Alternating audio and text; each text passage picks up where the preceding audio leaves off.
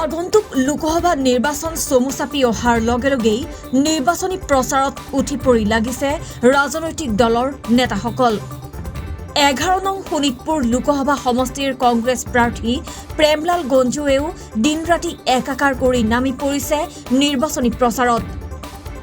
শোণিতপুৰৰ বিভিন্ন ঠাইত কংগ্ৰেছ প্ৰাৰ্থী প্ৰেমলাল গঞ্জুৱে ৰাইজৰ মন জয় কৰাত সফল হোৱা পৰিলক্ষিত হৈছে। কংগ্ৰেছ প্ৰাৰ্থী প্ৰেমলাল গঞ্জুৰ নিৰ্বাচনী প্ৰচাৰত ৰকিবুল হুছেইনে সহযোগ কৰাৰ পাছত এইবাৰ কংগ্ৰেছৰ জ্যেষ্ঠ নেতা পৱন সিং ঘাটোৱাৰে অংশ লয় নিৰ্বাচনী প্ৰচাৰত। সুদূৰ ডিব্ৰুগড়ৰ পৰা বিহালীত উপস্থিত হৈ প্ৰেমলাল গঞ্জুৰ হৈ নিৰ্বাচনী প্ৰচাৰ চলাই বিজেপিয়ে চাহ শ্ৰমিকৰ উন্নয়নৰ হকে পিঠি দিয়া বুলি কৈ সমালোচনা কৰে। বিভিন্ন চাহ বাগিচাত শ্ৰমিকৰ সৈতে নিৰ্বাচনী প্ৰচাৰ কৰি জ্যেষ্ঠ কংগ্ৰেছী নেতাগৰাকীয়ে ৰাইজৰ সৈতেও মত বিনিময় কৰে।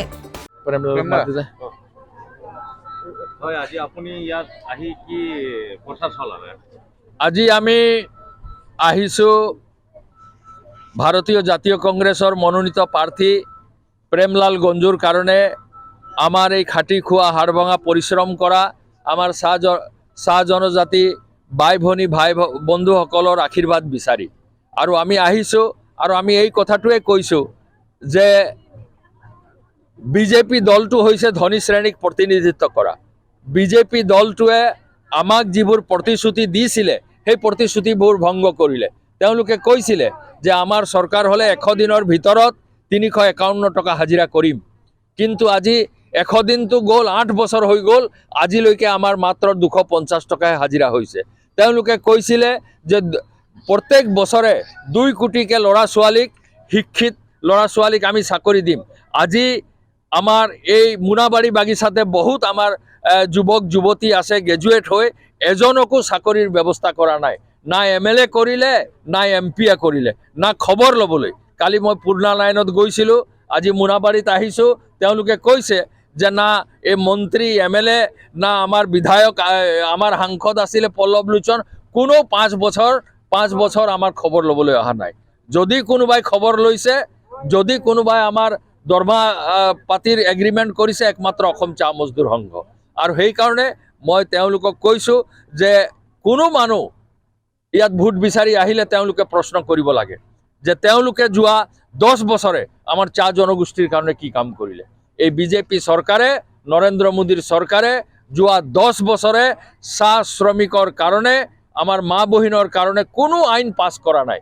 যিমান আইন, বোনাছ আইন, গ্ৰেচুইটি আইন, প্ৰভিডেণ্ট ফাণ্ড আইন, আমাৰ পুৱাতি ছুটিৰ আইন, যিমান আইন আছে সব আইন কংগ্ৰেছৰ দিনত পাছ হৈছে।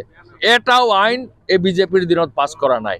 আৰু সেইকাৰণে তেওঁলোকে খালি আঁচনি দিছে, আঁচনিৰতো কোনো গ্যাৰাণ্টি নাই। আজি আঁচনি আছে, কালি বন্ধ হৈ যাব। আইনত দিয়া বস্তুটো বন্ধ কৰিব নোৱাৰে। কাৰো বাপৰ ক্ষমতা নাই আমাৰ বোনাছ বন্ধ কৰিবৰ কাৰণে, কাৰো বাপৰ ক্ষমতা নাই আমাৰ প্ৰভিডেণ্ট ফাণ্ড বন্ধ কৰিবৰ কাৰণে। তেওঁলোকে এইবোৰ কথা আজি পৃথিৱীৰ ভিতৰতে ডাঙৰ কোম্পানী মেকলিঅড ৰাছেল কোম্পানী, তেওঁলোকৰ 40টা বাগান আছিলে। এই মেকলিঅড ৰাছেল কোম্পানী আজি দেউলীয়া হৈ গৈছে। এই মেকলিঅড ৰাছেল কোম্পানীৰ হাজাৰ হাজাৰ ইয়াত কাম কৰা শ্ৰমিকসকলৰ অৱস্থা কি হৈছে, না লেবাৰ মিনিষ্টাৰৰ সময় আছে, না বিজেপিৰ পাৰ্টিৰ সময় আছে তেওঁলোকে আমাৰ ৰাইজৰ আহি আজি খবৰ ল'বৰ কাৰণে। খালি ভোটৰ সময়ত ভোট বিচাৰি আহে। তো এইটো কথাই আমি কৈছোঁ যে ঠিক আছে, গণতন্ত্ৰত ৰাইজে নিজৰ অধিকাৰ আছে, যাক ভাল পায় ভোট দিব, কিন্তু ভোট দিয়াৰ আগতে ৰাইজেও প্ৰশ্ন কৰিব লাগে যে তোমালোকে আমাৰ কাৰণে 10 বছৰে কি কাম কৰিলা।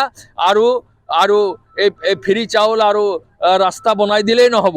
আমাৰ আজিকালি বেছিভাগ হস্পিটেলতে ডাক্তৰ নাই, দৰৱ নাই, এনেকুৱা এটা অৱস্থা হৈছে। সেইবোৰৰ ব্যৱস্থা কৰিবৰ কাৰণে এই বিজেপি পাৰ্টি যিহেতু শাসনত